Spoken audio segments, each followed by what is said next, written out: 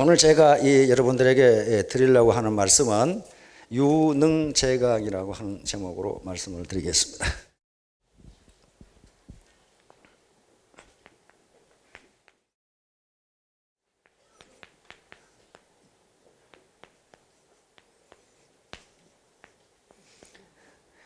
요게 애터미 가면 돈 번다는데 옳다 됐다, 이 시간에 돈을 버는 방법을 알아봐야 되겠다, 뭐 그러시는 분도 계시는데요. 제가 돈 버는 얘기 별 관계 없습니다. 그러나 또 멀리 보면 관계가 있어요.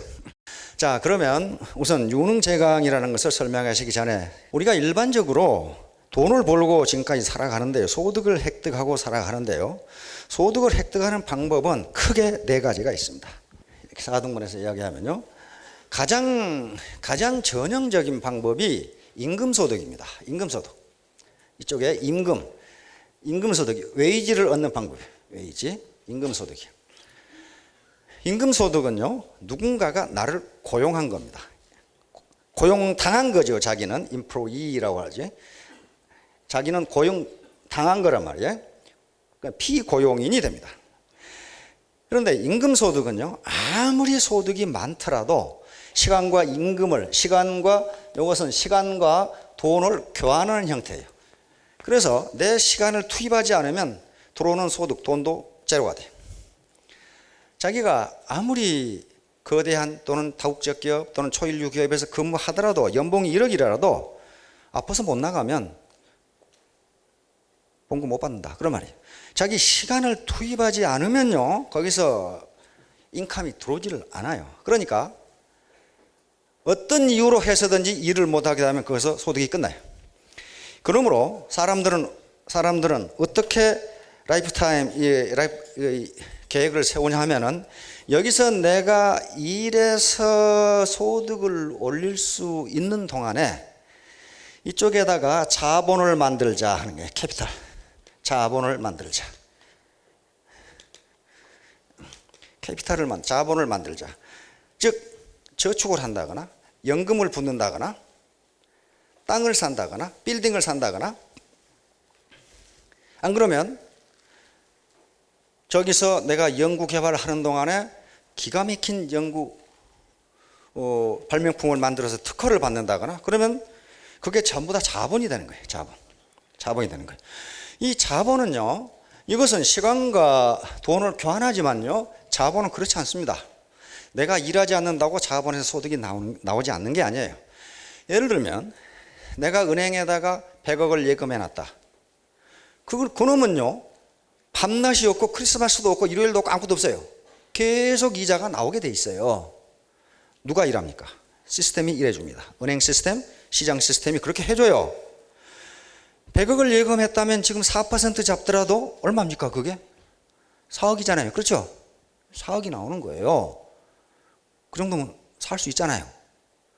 그러니까 요것은요, 요때 여기다가 캐피탈을 만들어서 평생토록 시스템이 나를 대신해서 일해줄수록 해야 되겠다. 요걸 모르는 사람 한 사람도 없어요. 그런데 저게 잘 안 된다, 그런 말이야. 왜? 먹고 살고 집도 사고 자식 새끼도 키우고 부모님도 봉양하고 그래야 되잖아요, 지금. 그러니까 이게 캐피탈이 잘 쌓이지를 않아요. 그 다음에 이제 이게 자유업이 있습니다. 자유업, 여기 자영업까지 다 합해서 이야기했습니다. 자영업까지. 원래 자유업은 전문직을 이야기할 때 이렇게 얘기했습니다. 의사나 변호사나 회계사나. 또 스포츠 스타들이나 탤런트들도 자유업이에요. 자유업입니다. 그 다음에 구멍가게는 이걸 통상 자영업이라고 이렇게 해야 합니다. 구멍가게를 한다든가 뭐 미장원을 한다든가 세탁소를 한다든가 전부 다 자영업이에요. 그런데 이건 자유업이 됐건 자영업이 됐건 이것도 역시 소득을 시간과 돈의 교환입니다. 장동건이가 지금 돈을 많이 벌지만 아파가지고 못하면 돈 못 번다, 그런 말이에요, 지금. 그래서 여기 의사도 마찬가지예요. 의사 돈 많이 번다고 생각하는데 아파서 진료를 못하면 돈 한 푼도 못 봅니다. 그래, 역시 의사가 됐건 탤런트가 됐건 우사인 볼트가 됐건 하여간에 지 몸이 아프면은 지가 일 못하면은 소득이 제로가 돼버려요. 역시 시간과 돈의 교환이에요. 그러니까 여기에 일하는 사람들도 시스템이 자기를 위해서 돈을 벌어줄 수 있도록 여기다가 자기가 일할 수 있는 동안에 캐피탈을 마련하려고 합니다. 빌딩을 산다든가 뭐 땅을 산다든가 상가를 산다든가 그렇게 하죠. 그리고 무슨 뭐 주식에 투자한다든가 뭐 채권을 산다든가 그렇게 해서 캐피탈을 모읍니다. 그래서 그게 충분히 모아지면 어떻게 됩니까? 자기가 은퇴를 해도 거기서 소득 그 시스템이 일을 해주니까 자기 소득이 계속 있어요. 뭐 걱정할 하나도 없어요. 이렇게 된단 말이에요. 그런데 여기에서 이 자유업을 해서 돈을 벌 수 있는 사람이 그렇게 많지가 않아요. 파레토 원칙이라는 걸 들어보셨죠?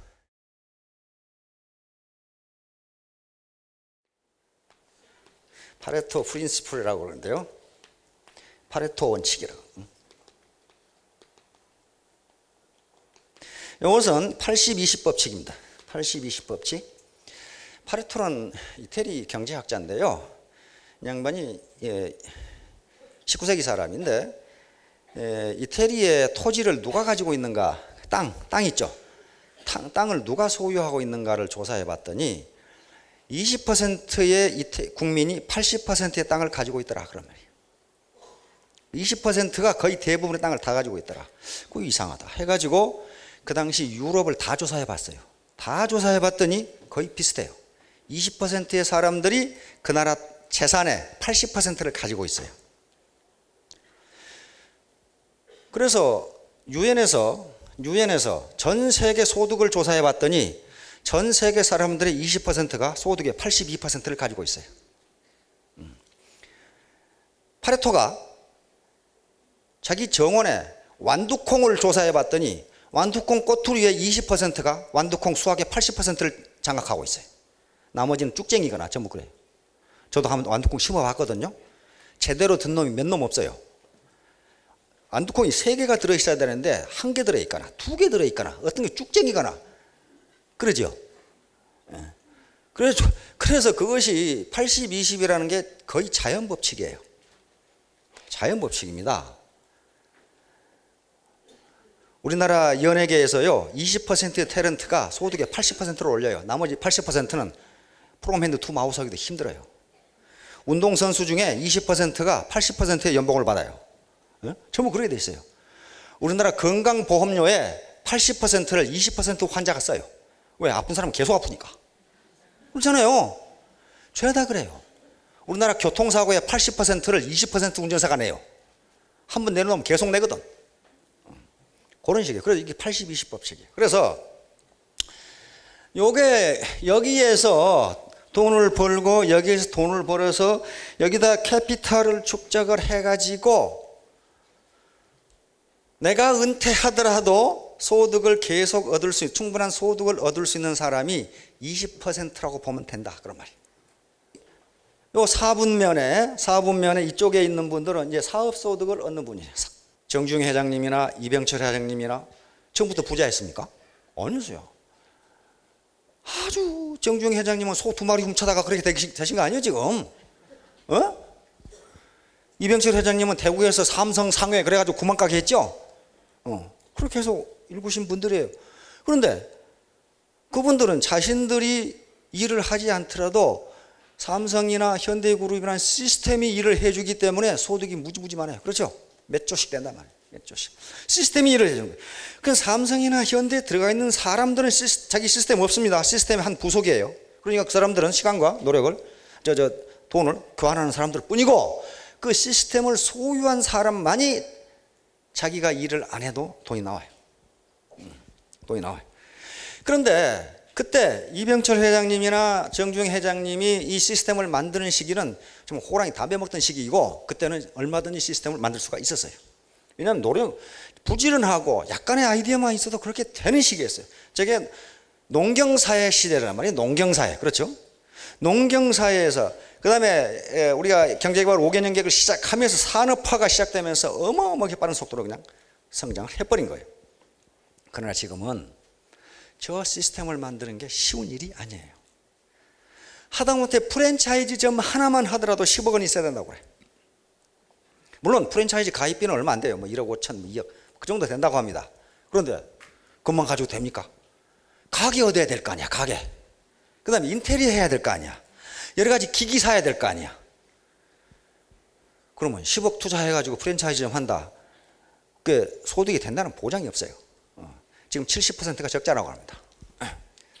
그러니까 지금은 이 시스템을 만들어서 자기가 돈을 벌겠다. 시스템을 만드는 방법은 세 가지가 있습니다. 하나는 아예 자기가 시스템을 만들어 버리는 거.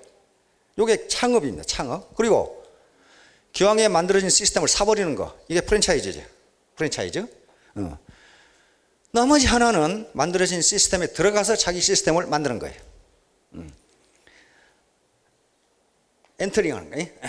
만들어진 시스템에 들어가서 자기 시스템을 만드는 건데 이것은 네트워크 마케팅밖에는 없어요. 현재로서는 그렇습니다. 다음에 또 어떤 시스템이 나올지는 모르겠어요. 그 중에서도 애텀이 하나밖에 없어요. 제가 보기에 지금까지. 와, 뭐 주구회사니까 그러겠지. 그렇지가 않아요. 조사해 보세요. 조사해 보세요. 애텀이 만 유일하게 지가 하고 싶으면 하고 말고 싶으면 말고 그렇게 돼 있어요. 그렇게 돼 있다고. 그래서 이제 아마 여기에 캐피탈이 자본이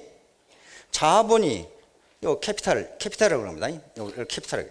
자본을 충분하게 가지고 계신 분은 여기서 자본 이득이란 걸 얻습니다. 캐피탈 게인이라고 합니다.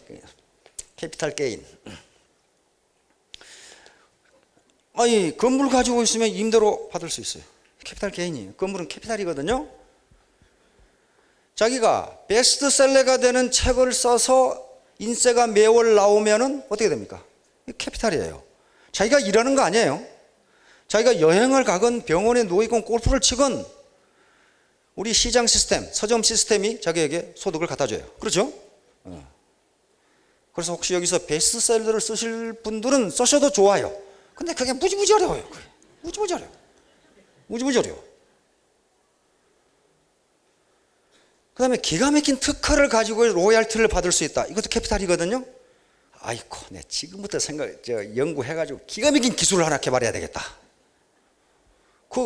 어려워요. 그렇게 하기가 쉽지가 않다고요, 지금. 문제는 쉽지가 않아요. 그래서 이 캐피탈로부터 일단 소득이 나오기 시작하면요, 이 사람은, 요 계층은요, 돈을 벌어요. 계속 쓰는 돈보다 벌리는 돈이 더 많아, 여기는. 자, 그러니까 여기 이제 마지막으로 바로 애터미 같은 네트워크 마케팅에 들어와서 지금은 이렇게 돼 있다면 자기가 여기지만은 여기 요 개인의 입장에서 보면 이 시스템의 한 구성원입니다. 그렇죠? 그러나 자기가 시스템을 만들어 갈 수가 있다는 거예요.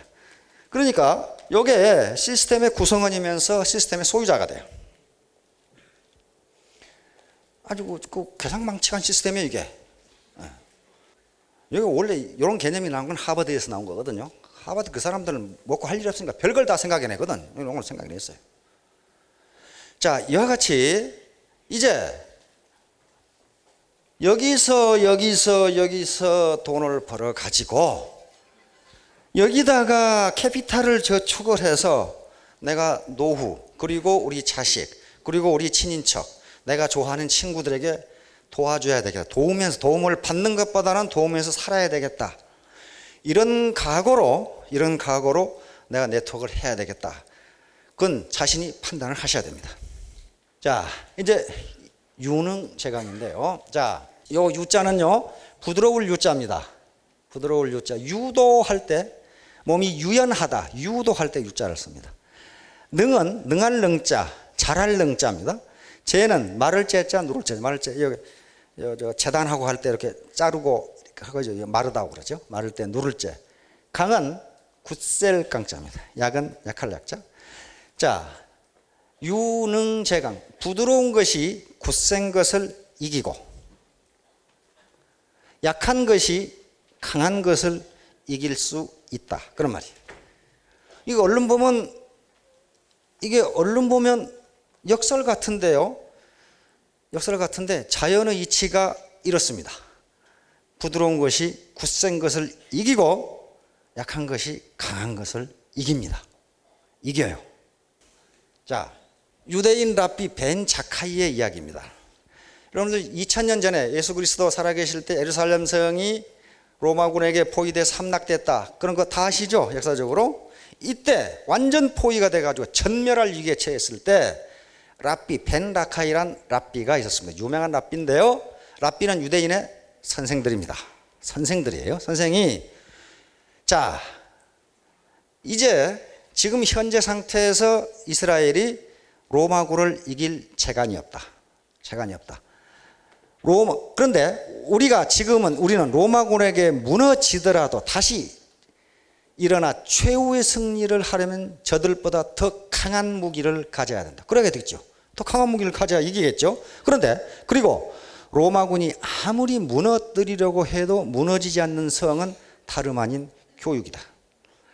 교육이 결국 칼보다 강하다. 로마인들은 자식들에게 싸우는 무기, 즉 칼을 물려줄 것이다. 그렇다면 우리 유대인은 지식을 물려주면 언젠가는 이길 것이다. 예, 그렇게 되어 있습니다. 로마는 망하고 없어요. 그러나 유대인은 현재 세계 노벨상의 30%를 휩쓸고 있습니다. 노벨 경제학상 같은 건 거의 휩쓸고 있어요. 금융시장, 언론시장, 통신시장을 다 장악하고 있어요. 왜? 뭘 가지고 있으니까? 지식을 가지고 있으니까. 그리고 다이아몬드, 금 할 것 없이 전부 유대인들이 다 장악하고 있죠. 유대인 어머니가 아들에게 이런 얘기를 어머니들 교육을 한다고 합니다. 그럼 유대인들은 어떻게 했어요? 한 2000년간 계속 쫓겨다녔죠. 계속 집 짓고 밭 갈고 해서 읽어놓으면 불질러버리고 다 뺏기고. 그래서 유대인 엄마가 자식에게 너는 우리 집이 불타고 너를 죽이려고 누군가가 쫓아오면 너는 뭘 가지고 도망가겠느냐? 뭘 가지고 도망가겠느냐? 그러면 얘들은 뭐라고 합니까? 다이아몬드, 금. 그런데 엄마는 그게 아니다. 그게 아니다. 그것도 곧 없어진다. 엄마가 하는 일은 지식을 가지고 도망가라. 지식을 가지고 도망가라. 그러면 세계 어디서 가든지 살 수 있다. 그거예요. 약한 것이, 부드러운 것이 강한 것을 이길 수가 있습니다. 다음. 결국 이 벤 자카이는 로마군 사령관을 만나가지고 협상을 합니다. 로마군은 한 도시를 점령하면요, 한 도시를 완전히 파괴해버리고 모든 걸 약탈하는 걸 전통으로 삼고 있어요. 예루살렘도 마찬가지로 예루살렘 솔로몬 성전도 다 파괴해버리고 다 가져가 버렸죠. 그것이 로마군의 전통입니다. 그런데 벤 자카이는 그 사령관 베스파시아누스, 나중에 황제가 되죠. 베스파시아누스라고 하는 사령관하고 협상을 해가지고 그걸 예루살렘을 파괴하지 말라고 그러면 말도 안 들어줄 거고, 그래서 한 가지 요청을 했어요. 저쪽 지중해 있는 시골 구석, 촌 구석은 파괴하지 말라고. 그런데 베스파시아누스하고 로마군 장군들이 생각해 보니까 그까지 너무 촌 구석 파괴해봐야 나올 것도 없고, 그래서 그걸 파괴를 안 했어요. 거기가 뭐가 있었냐 하면은 유대인 토라 대학이 있었어요. 대학이 있어요. 거기에 유대인 지식인들이 시골에서 숨어 살고 있었습니다. 그게 그대로 남아서 오늘날 이스라엘을 건설한 거예요. 그러니까 돌멩이 무너지고 집 무너지고 하는 게 중요한 게 아니다 그 말이에요. 그 지식인들과 대학이 남아 있으면 유대인은 언젠간 이긴다. 그렇게 생각한 거예요. 자, 우리 혀와 몸을 생각해 봅시다. 이와 혀, 뭐가 강해요? 이빨이 강해요. 이빨이 강해요. 혀는 물렁물렁합니다. 그런데 두 개가 조화를 이루어야 음식도 씹고 말도 잘해요. 그런데요, 둘 중에 하나가 빨리 없어져요. 뭐가 없어집니까? 이가 없어져요. 강한 놈이 먼저 없어져요. 그런데 이는 없어도 밥 먹고 살 수 있어요. 말도 하고 살 수 있어요. 그러나 혀가 없으면 아무것도 못해요. 부드러운 것이 없으면요, 강한 것이 존재할 수가 없어요. 그리고 부드러운 것은 그 본체와 생명을 같이 해요. 강한 것은 금방 없어져요. 그러니까 이빨이 좀 아플라 그러잖아요. 그런데 운동선수의 부드러운 몸도 마찬가지입니다. 운동을 해보시면 알 거예요. 몸이 굳어 있으면 꼭 다쳐요. 그렇죠? 꼭 다쳐. 그래서 우리가 항상 준비 운동을 하죠. 축구도 해보면요, 내가 이번에 꼭 골을 내야지 하고 차버리면 어떻게 돼요? 봉이 엉뚱한 데로 나가버려요. 무의식 중에 부드럽게 차야 제대로 나가요. 야구도 그래요. 저도 야구를 좋아해서 몇 번 해봤거든요. 그런데 내가 이번에 홈런을 쳐야지. 홈런은 그냥 맞지도 않아요, 공이. 그런데 무의식 중에 몸이 부드럽게 돌아가면 세게 맞아요. 공이. 그런 식으로 부드러운 것이 강한 것을 이긴다. 마찬가지로 강한 것은요, 부드러운 것은 충격을 흡수하고 강한 것은 충격을 튕겨냅니다. 그렇죠? 그러니까 인간관계에서도 부드러운 사람이 인간관계가 원만해요. 자기 주장만 하고 고집이 세고 이것은 내 원칙이야 뭐 어쩌고 떠든 사람은요, 사람을 다 튕겨낸다고. 그래서 결국은 부드러운 사람이 성공하게 돼 있어요. 자, 부드러운 물입니다. 물이 이 물체 중에서 가장 부드러운 게 물일 겁니다. 그런데 가장 부드러우면서도 가장 강한 힘을 가지고 있는 게 물이에요. 그 물이 도시 하나를 휩쓸어 버리잖아요. 아무것도 아닌 부들부들한 물이 그렇게 큰 파워를 가지고 있어요. 바위를 굴려도 그렇게 되지 않습니다. 그렇죠? 바위 굴리면 가다 멈추면 그만이. 큰 바위 굴려봤자 집 하나 무너지고 말아요. 물처럼 그렇게 강하지가 않습니다. 요 말은요, 유능제강, 양능제강은 제가 강태공의 육도 삼약에서 나온 말입니다. 요걸 가지고 강태공은 주나라 문왕을 도와서 천하를 통일한 겁니다. 그리고 요걸 장자방, 한나라를 세운 유방의 특급 참모인 장량이 요 책을 이상노인이라고 하는 황석공이라는 사람에게 받아서 읽었다는 책이 요 책이에요. 아주 전략. 원래 육도는 강태공이 썼지만 삼약은 뒤에 누군가 다른 사람이 붙인 겁니다. 그런데 지금 두 개 다 합해서 육도 삼약으로 나와 있어요. 자, 군우 예언서의 군차입니다. 부드러운 것은 굳센 것을 제압하고 약한 것은 강한 것을 이길 수 있다고 했다. 이 강태공의 말입니다. 부드러우면서 덕이 있으면 강자도 굴복시킬 수 있다. 부드러우면서 덕이 있어야 됩니다. 덕이 있으면 강자도 굴복시킬 수 있다. 여가 있죠. 유자, 덕야, 강자, 적야 이렇게 나옵니다. 자, 약자는 사람들이 도와주지만 강자는 원망을 산다. 그런 경우가 많죠. 네. 부드러움도 쓰일 바가 있고 굳셈도 쓰일 바가 있으며 약함도 쓰일 바가 있고 강함도 쓰일 바가 있으니 이 네 가지를 겸해야 마땅하다. 그러니까 강태공은 약함만 강조하는 게 아닙니다. 네 가지 강하고 약한 것이 어떻게 된다? 조화를 이루어야 된다. 그런 말이. 강할 때는 강하게, 약할 때는 약하게.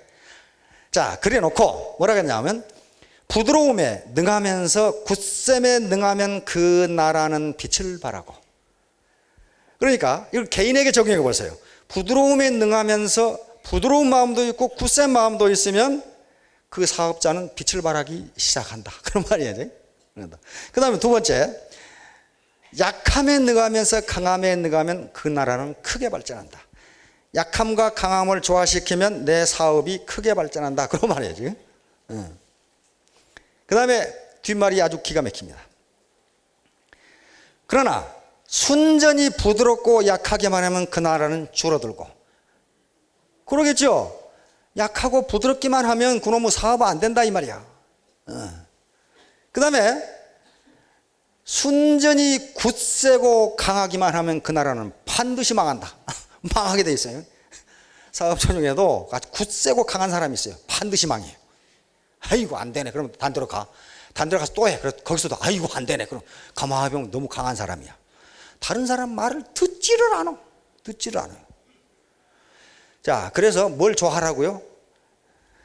부드러움과 굳셈, 강함과 약함이 조화를 이루면 반드시 성공한다. 자, 이제 그래서 스마트 파워를 발휘해야 되는데, 스마트 파워는 원래 힐러리 장관이 쓴 말입니다. 스마트 파워는 이것은 하드 파워와 소프트 파워를 결합하자 그런 말이에요. 하드 파워는 문자 그대로 군사력이라든가 강제력, 어떤 권력으로 누르는 게 하드 파워예요. 소프트 파워는 어떤 설득력이라든가 또는 매력.